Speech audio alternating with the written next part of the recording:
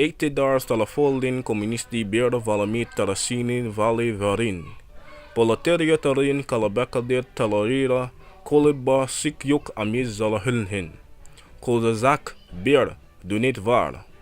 Botan ulsirin is sick. Let the working classes tremble at the communist revolution. The proletariats have nothing to lose but their chance. They have the world to win. Working men of all countries, unite.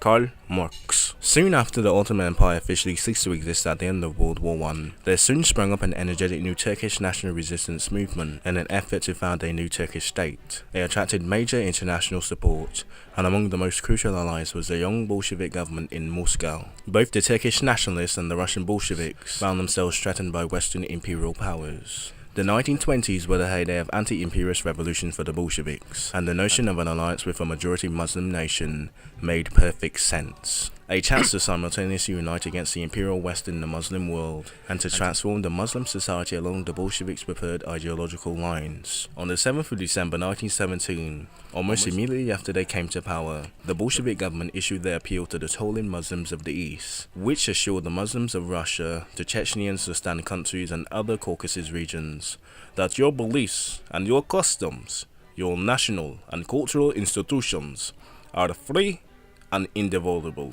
and call for the Muslims of the East to overthrow the imperialist robbers and enslavers of their country. At the Comintern's Second Congress in 1920, Lenin went as far as to suggest that, with the aid of the proletariat in the advanced countries, it might be possible for Asia to skip the capitalist stage and go over to the Soviet system, and through certain stages of development, to communism. In this promising atmosphere of friendship between the Bolsheviks and the anti-imperialist Muslim Turks, a number of left-leaning groups started to gain momentum in Anatolia in the 1920s. The most significant among these were the Green Army Association, or the Yeşil Ordu Komitesi, a popular grassroots radical movement, and the Communist Party of Turkey, organized in the 1920s and led by Mustafa Kemal, a Turkish communist who had been in Russia since the start of World War I. The Soviet government and Turkey's new national government were drawn together by mutual fears of the Western powers in the region, and on the 16th of March 1921 they signed the Treaty of Moscow. In its preambulum, it committed both countries to the struggle against imperialism.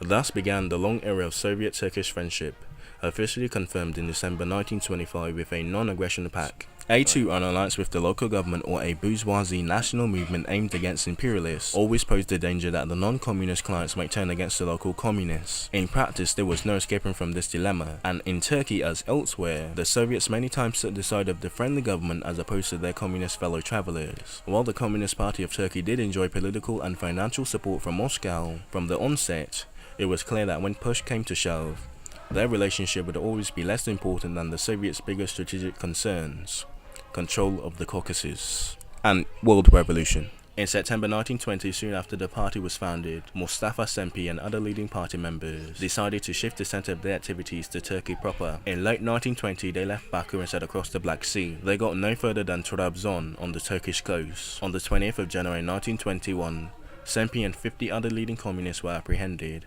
put on a boat and set to Batum in Georgia, the country. Immediately after the boat set out, another boat left the harbour and overtook it. What happened next was the murder on the Black Sea. All is known is that no one on the first boat survived. The available documents confirm the Nationalist Ankara government had a substantial role in this incident, and the Bolshevik government apparently did not share the Turkish communist optimism. When the news arrived in Moscow, the Soviet Politburo forwarded an official statement to inform the members of the Soviet Communist Party, warning them of the dangers of left-wing and adventurous initiatives. Ultimately, this incident was simply noted in the annals of history and put aside by both governments to be forgotten for years to come. That their relationship survived this murder of the Turkey's leading communist speaks volumes about how the early Soviet era unfolded in the Near East. The Moscow government faced a very particular dilemma: how to support both anti-communist national libertarian movements who are fighting common enemies while also sponsoring and organizing local communist groups against the same nationalist governments.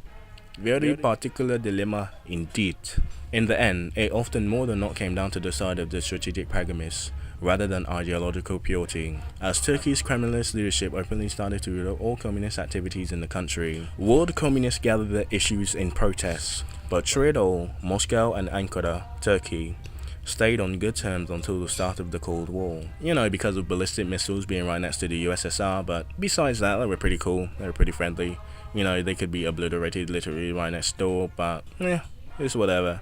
And world communism didn't really started to take shape with until Khrushchev, so the communists were pretty content with just securing their borders anyway. But anyway, hopefully if that did not interrupted by noise outside, I might pretty much put the first one. But anyway, thanks for watching the communist theoretical government in World War One and kind of beyond, because this is the 1920s. But you know, all revolutionary communist groups started at the end of World War One, 1917, 1920. So we're pretty much in the era. Anyway, hope you enjoyed, hope you learned something, and I might pump out one more and we'll see what's up.